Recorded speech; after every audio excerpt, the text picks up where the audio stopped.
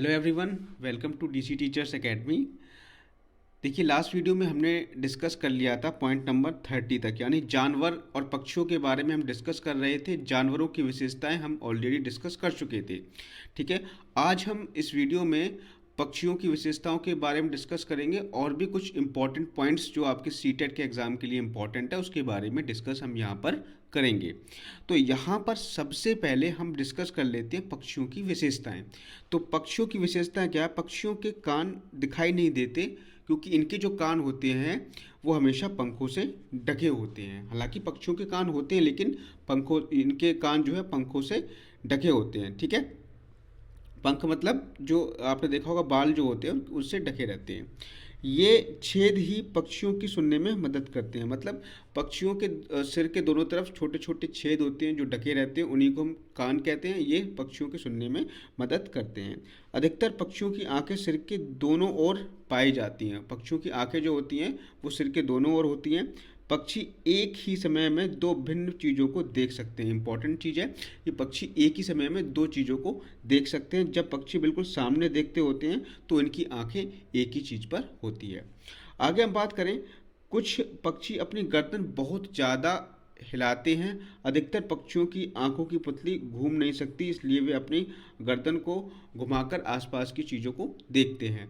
तो ये प्रश्न आया हुआ है आपके सीटेट में कि पक्षी अपनी गर्दन क्यों हिलाते हैं? क्योंकि इनकी आंखों की पुतली जो है वो घूम नहीं सकती, इसीलिए वे अपनी आसपास की वस्तुओं को देखने के लिए अपनी गर्दन को घुमाते हैं। ठीक है, हम बात करेंगे अगला पॉइंट। पक्षियों की जब दोनों आंखें एक ही चीज़ पर टिकी होती हैं तो उन्हें उस चीज़ की दूरी का पता चल जाता है, और जब अलग अलग चीज़ों पर टिकी होती हैं तो उनको देखने का दायरा बढ़ जाता है। ये भी इम्पोर्टेंट पॉइंट है। अब हम देखेंगे किस पक्षी की क्या विशेषता होती है। चील, बाज और गिद्ध, ये तीन पक्षी ऐसे हैं जिनसे हमें 4 गुना ज़्यादा दिखाई देता है। मतलब जिन्हें हमसे 4 गुना ज़्यादा दिखाई देता है। चील, बाज और गिद्ध। ठीक है, ये जो चीज़ हम 2 मीटर की दूरी से देखते हैं ये 8 मीटर की दूरी से देख सकते हैं। ये चीज़ इम्पोर्टेंट है। मैना एक झटके में अपनी गर्दन आगे पीछे कर लेती है, ध्यान रखना है। उल्लू अपनी गर्दन को पीछे तक घुमा सकता है। सभी पक्षियों के पंख अलग अलग रंग व डिजाइन के पाए जाते हैं। पक्षी अपने पंखों की मदद से ही उड़ते हैं, यहाँ तक कि पंखों की वजह से उनका शरीर गर्म रहता है। जब उनके पंख पुराने हो जाते हैं तो वे झड़ जाते हैं, फिर से क्या होता है, नए पंख आ जाते हैं। पक्षी भी अपने साथियों को मुसीबत का संदेश देने के लिए एक खास तरीके की आवाज़ निकालते हैं। पक्षी अलग अलग खतरों के लिए अलग अलग तरीके की आवाज़ देते हैं। जो दुश्मन उड़कर आते हैं उनके लिए एक तरीके की आवाज़ निकालते हैं, और जो दुश्मन ज़मीन पर चलकर आते हैं उनके लिए दूसरी तरीके की आवाज़ निकालते हैं। ठीक है, जैसे अभी हमने पिछले वीडियो में देखा था कि जो बाघ होता है वो भी अलग अलग तरीक़ों की आवाज़ निकाल लेता है। ठीक है, बाघिन को बुलाने के लिए अलग तरीके की आवाज़ निकालता है और शिकारी को के लिए एक अलग तरीके की आवाज़ निकालता है। कलचिड़ी, जिसे इंडियन रोबिन भी कहा जाता है, अपना घोंसला घास से बनाती है। घोंसले के ऊपर पौधे की नाजुक टहनी, जड़ें, ऊन, बाल व रुई बिछे होते हैं। कलचिड़ी का बच्चा घोंसले में अपनी चोंच फाड़कर बैठा होता है। उसकी चोंच अंदर से लाल होती है। कलचिड़ी अपने बच्चे के मुंह में कुछ छोटे छोटे कीड़े डाल देती है और बच्चा उस खाने को खा लेता है। ठीक है, कौवा अपना घोंसला बनाने के लिए लोहे के तार, लकड़ी की शाखाओं का प्रयोग करता है। कौवा एक ऐसा पक्षी है जो पेड़ की सबसे ऊंची डाल पर अपना घोंसला बनाता है। ये चीज़ आपको ध्यान रखनी है। सारे पॉइंट इंपॉर्टेंट है, एक एक पॉइंट आपको नोट कर लेना है, या चाहो तो आप वीडियो को बार बार रिवाइज करके देख सकते हो। कोयल कभी भी अपना घोंसला नहीं बनाती है, वह अंडे देने के लिए कौवे के घोंसले का ही प्रयोग करती है। कौवा अपने अंडे के साथ कोयल के अंडों को भी सेता है। मतलब जो कोयल जो है अपना घोंसला कभी नहीं बनाती, वो कौवे के घोंसले में ही अपने अंडे दे देती है। फाख्ता एक ऐसा पक्षी है जो कैक्टस के कांटों के बीच या मेहंदी की मेड़ में अपना घोंसला बनाता है। ये सारे इंपॉर्टेंट पॉइंट है। सारे पॉइंट आपके सीटेट एग्जाम में पूछे जा चुके हैं, तो आपको ये एक भी चीज़ पॉइंट मिस नहीं करना, अच्छे से पढ़ना है, बार बार रीड करना, जिससे कि आपको माइंड में आपके रहे एग्ज़ाम टाइम के ड्यूरेशन में। ठीक है। गौरैया आमतौर पर घर में या घर के आसपास ही रहती है। वह अपना घोंसला ज़्यादातर अलमारी के ऊपर, आईने के पीछे या घरों के आले में बनाती है। अगला पॉइंट है, कबूतर और घोंसला आप पुराने मकान या खंडरों में अपना घोंसला बनाते हैं। ठीक है, तो कबूतर अपना घोंसला पुराने मकान और खंडरों बनाते हैं। बसंत गौरी गर्मियों में टुक टुक की आवाज़ करती है। वह पेड़ के तने में गहरा छेद बनाकर अपने अंडे रखती है। तो ध्यान रखना है, इसे हम क्या कहते हैं, बसंत गौरी कहते हैं। दर्जन चिड़िया अपना घोंसला नुकीली चोंच से पत्तों से सीकर बनाती है और उसके बीच में बनी थैली में क्या करती है, अंडे देती है। शक्करखोरा, जिसे हम सनबर्ड भी कहते हैं, छोटे पेड़ या झाड़ी की डाली पर अपना लटकता घोंसला बना लेते हैं। ये अपना घोंसला बाल, बारीक घास, पतली टहनियाँ, सूखे पत्ते, रुई, पेड़ की छाल के टुकड़े, कपड़ों के चीथड़े से बनाते हैं। इसके अलावा ये अपने घोंसले में मकड़ी के जालों का भी इस्तेमाल करते हैं। इंपॉर्टेंट पॉइंट है, एग्जाम में आपके आ चुका है। ठीक है, आगे बढ़ते हैं। सभी नर वीवर पक्षी अपने घोंसले बनाते हैं। मादा वीवर सभी घोंसलों की देखरेख करती है और उन घोंसलों में से जो घोंसला उसे सबसे अच्छा लगता है उसी में क्या करती है, अंडे देती है। कौवे, गिलहरी, बिल्ली, चूहे पक्षियों के दुश्मन हैं जो पक्षियों के अंडे चुराते हैं और कई बार उनके घोंसले भी तोड़ देते हैं। घोंसलों के पास बहुत ज़्यादा नहीं जाना चाहिए, उन्हें छूना भी नहीं चाहिए, क्योंकि अगर हमें उन्हें गलती से भी छू लिया तो पक्षी उस घोंसले में फिर दोबारा नहीं आते। ध्यान रखना, ठीक है।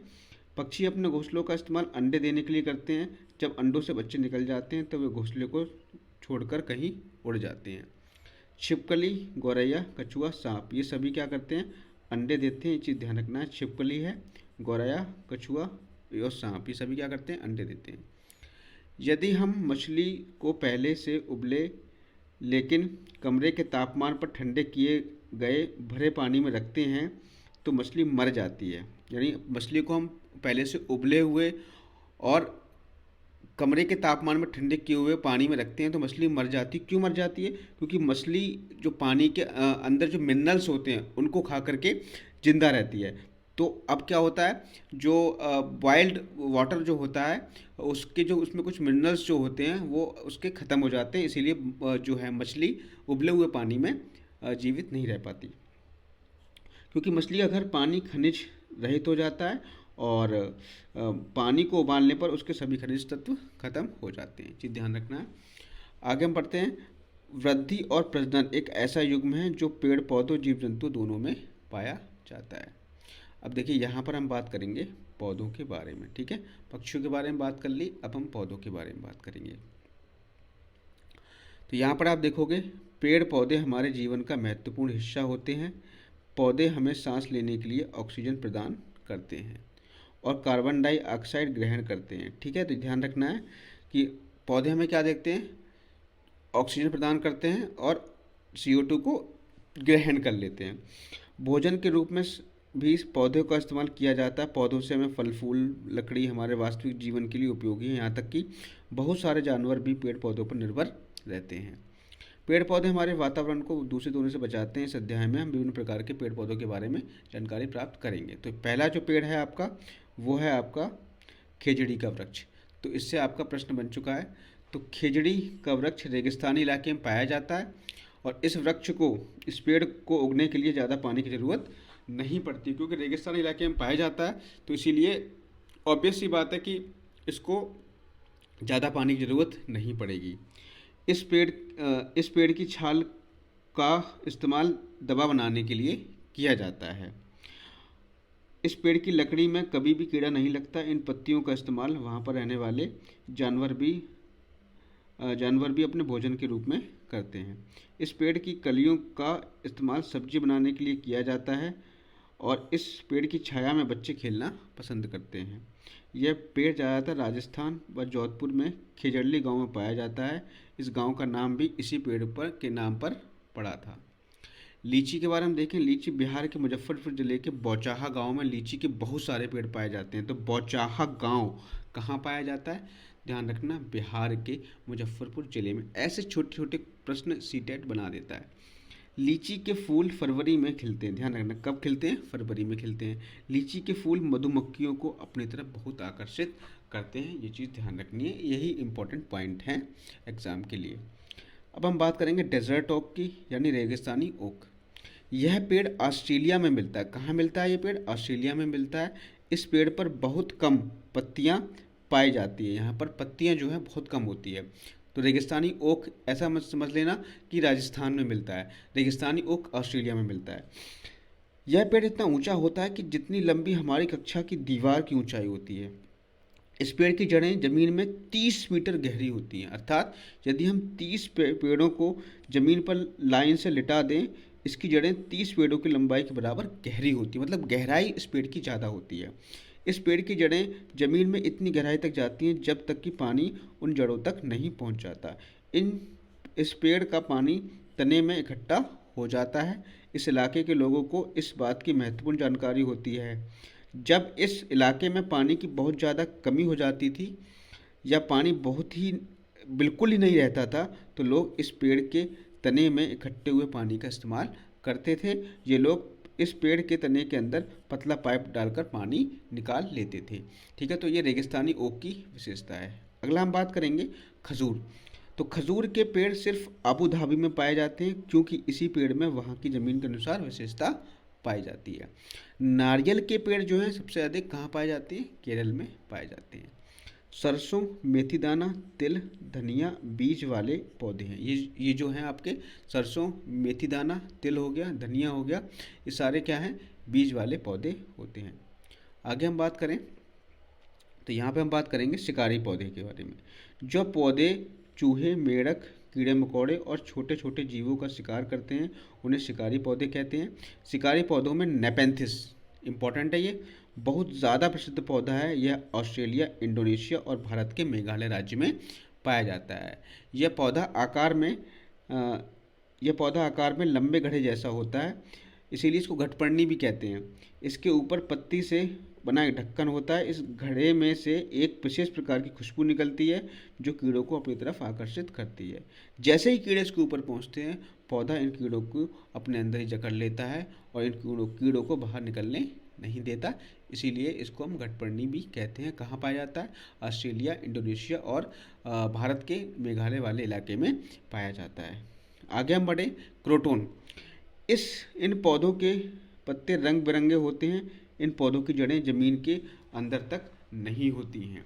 जब इन पौधों के पत्ते मुरझा जाते हैं तो उस समय इन्हें पानी की आवश्यकता होती है। ठीक है, आगे हम बात करें तो कोई इसमें समझाने वाली चीज़ तो है नहीं, बस एक तरीके से रीडिंग लेनी है और उसको बार बार आपको पढ़ना है। जितनी बार पढ़ लोगे उतनी ही बार आपका सबसे जो आपको बेटर रहेगा। एग्ज़ाम टाइम में जब ऑप्शन आपके सामने होंगे तो वो चीज़ आपके माइंड में रहेगी, तो आप आसानी से सही ऑप्शन को चूज़ कर पाओगे। ठीक है, हम बात करें मटर के पौधे के बारे में। ऑस्ट्रेलिया में रहने वाले ग्रेगर मेंडल ने मटर के पौधों पर खोज की थी। किसने खोज की थी? Gregor Mendel. कहाँ के थे? ऑस्ट्रिया के थे। मटर के पौधों के गुण जोड़ियों में पाए जाते हैं, इन्होंने बताया था। जैसे बीज का चिकना या खुरदरा पाया जाना, पीला या हरा पाया जाना। तो ये क्या है? जो बीज के जो गुण हैं वो हमेशा जोड़ियों में पाए जाते हैं, इन्होंने ये बताया था। और पौधों के तनों का लंबा या छोटा पाया जाना। देखो यहाँ पर जोड़ियों का मतलब यह है, कुछ बीज चिकने होते हैं, कुछ खुरदुरे होते हैं, कुछ पीले हरे होते हैं, कुछ पौधों का तना लंबा होता है, कुछ पौधों का तना छोटा होता है। तो ये जो उनके गुण हैं वो जोड़ियों में पाए जाते हैं। यदि चिकने बीज के पौधे हैं तो उनके बच्चे उन पौधों के बच्चे अर्थात उससे अगली पीढ़ी के पौधे भी चिकने होते हैं। यदि खुरदुरे बीज होते हैं तो उससे अगले पीढ़ी के बीज भी कैसे होते हैं? खुरदुरे होते हैं। इसी प्रकार हरे रंग का बीज है तो अगली पीढ़ी का पौधा भी हरा होगा, और पीले रंग का बीज है तो अगले पीढ़ी का पौधा भी पीला होगा। मेंडल ये भी बताते हैं कि मटर की अगली पीढ़ी के पौधे ज़्यादातर पीले और चिकने पैदा होंगे, ये बताते हैं कौन? मेंडल। ठीक है, सरसों के पौधे की पत्तियों का प्रयोग सब्जी बनाने के लिए करते हैं और इस सरसों के बीज से तेल निकाला जाता है, ये आपको पता होगा। ठीक है, पंखुड़ियों के अंदर फूल के बीच में दिखाई देने वाली पाउडर जैसी संरचना को पराग कहते हैं। और पंखुड़ियों के बीच में जो आपने देखा होगा, फूल के बीच में दिखाई देने वाली जो पाउडर जैसी संरचना होती है उसे हम पराग कहते हैं। ठीक है, तो आपने देखा होगा कि पत्तियों के बीच में जो आपके इस तरीके से होते हैं पाउडर, उसके ऊपर पॉइंटों के रूप में जो पाउडर जैसा लगा होता है उससे हम क्या कहते हैं, पराग कहते हैं, ठीक है, पॉलन कहते हैं। आगे हम बढ़ें तो चलो यहाँ पर आज हम सब्जी के बारे में बात कर ही लेते हैं। तो देखिए यहाँ पर भारत में मिर्ची पुर्तगाल देश के व्यापारी दक्षिण अमेरिका से लेकर के आए थे। अब यहाँ पर बात करी जाए कि मिर्च आई कहाँ से थी, तो दक्षिण अमेरिका से आई थी। कौन लेके आया था, तो पुर्तगाली लेकर के आए थे। आगे हम बात करें, भिंडी और कॉफ़ी हमारे देश में अफ्रीका से आई है। ध्यान रखना कौन सी चीज़ किस देश से आ रही है। गोभी और मटर हमारे देश में यूरोप से आई है, ठीक है। सोयाबीन सबसे पहले चीन से अमेरिका ले जाई गई, फिर वहाँ से हमारे देश में लाई गई। बैगन, मूली, सेम, करेला, आम, संतरा, बेर, केला, पालक, परवल, टिंडा, मेथी, ये सभी हमारे ही देश की पैदाइश हैं। अब हम बात कर लें फसल के बारे में, तो आप यहाँ पर देखोगे सबसे पहले हम बात करेंगे झूम की खेती। झूम की खेती मिज़ोरम में की जाती है। इस खेती में एक फसल को काटने के बाद ज़मीन को कुछ वर्ष तक खाली रखा जाता है, ठीक है। इस खाली ज़मीन में जो बांस या जंगल उगता है उसे उखाड़ा नहीं जाता, बल्कि गिरा करके वहीं जला दिया जाता है, और इस राख का प्रयोग ज़मीन में खाद के रूप में किया जाता है। ये चीज़ आपको ध्यान रखनी है। ज़मीन को इस तरह जलाया जाता है कि आसपास के पेड़ और जंगल ना जलें, ठीक है। इसके बाद जब इस ज़मीन में खेती की जाती है तो ज़मीन को जोतते नहीं हैं, बल्कि मिट्टी को हल्का सा हिलाते हैं और उसमें बीजों का बिखराव कर देते हैं। एक ही खेत में कई प्रकार के बीज बोए जाते हैं, जैसे मकई, सब्जियां, मिर्च और चावल। फसल के समय जो अनचाही घास और पौधे उगाते हैं उन्हें उखाड़ा नहीं जाता, बल्कि ज़मीन में ही गिरा दिया जाता है, जिससे वे मिट्टी में मिल जाएं और मिट्टी उपजाऊ बन जाए। यहाँ मुख्य फसल क्या होती है, चावल होती है। इस खेती को करने के लिए मिजोरम में लॉटरी निकलती है कि कौन सा परिवार कितनी ज़मीन पर खेती करेगा। जब लोगों को बारी बारी से खेती करने का मौका दिया जाता है तो यहाँ पर ज़मीन टीन में बोई जाती है। तो यहाँ पर टीन क्या है, एक पैमाना है ज़मीन को नापने का। जैसे एक टीन बीज जितनी ज़मीन में बोया जाता है तो एक टीन ज़मीन कहा जाता है। मतलब ज़मीन को मापने का एक पैमाना है कि एक टीन जो बीज है, जैसे अपने यहाँ पे 1 किलोग्राम यूज़ होता है, 1 किलोग्राम बीज जितने खेत में उसकी बुवाई हो गई तो उतना खेत जो है उसको हमने क्या मान लिया, 1 टीन मान लिया। तो यहाँ पर 1 टीन बीज जितने खेत में हो गया तो उस ज़मीन को हम 1 टीन ज़मीन कह देते हैं। आगे हम बात करें खरपतवार। फसल के साथ उगने वाले अनचाहे पौधों को खरपतवार कहते हैं। ये खेत में बोए नहीं जाते, फसल के साथ अपने आप ही उगाते हैं। ये हमारी फसल के लिए नुकसानदायी होते हैं। ये फसल का सारा खाद पानी खुद ही ले लेते हैं, इसलिए इन्हें फसल से बाहर निकालना आवश्यक होता है। यदि हम खेत में बार बार एक ही फसल उगाते हैं और उसमें अधिक से अधिक कीटनाशकों और उर्वरकों का प्रयोग करते हैं तो ऐसा करने से खेतों की मृदा बंजर हो जाती है। दानों को भूसों से अलग करने की विधि को हम क्या कहते हैं, निष्पावन कहते हैं या विनोइंग कहते हैं, ठीक है। अब देखो यहाँ पर जो आपका क्वेश्चन यहाँ पर जो है आपके अब एक्सरसाइज आ गई है। ये आपके अगले वीडियो में जितना भी मैंने पढ़ाया है, जितनी भी चीज़ मैंने पढ़ाई है उसको आप रिवाइज़ करना है, 2 से 3 बार देख लेना, तभी इन क्वेश्चंस को लगाने में मज़ा आएगा, अदरवाइज़ नहीं आएगा। इसीलिए ये जो वीडियो अब अगला होगा उसमें मैं सिर्फ और सिर्फ क्वेश्चंस की प्रैक्टिस करवाऊँगा। तो ध्यान रखना है आपको। पहले के जो 2 वीडियोस मैंने बनाए हैं, मतलब एक ही पहले वाला एक ये हो गया, इन दोनों वीडियो को देख कर तब ये लगाना, तब आपको ज़्यादा सेटिस्फेक्शन मिलेगा। तो आज की वीडियो में सिर्फ इतना ही। एक चीज़ आपको ध्यान रखनी है कि वीडियोज़ को शेयर जरूर किया करिए, सब्सक्राइब कर दीजिए, और आपके जितने भी ग्रुप्स हैं जिस ग्रुप से आप जुड़े हुए हैं वहाँ पर शेयर जरूर किया करिए। मिलते हैं नेक्स्ट वीडियो में। Thank you, have a nice day.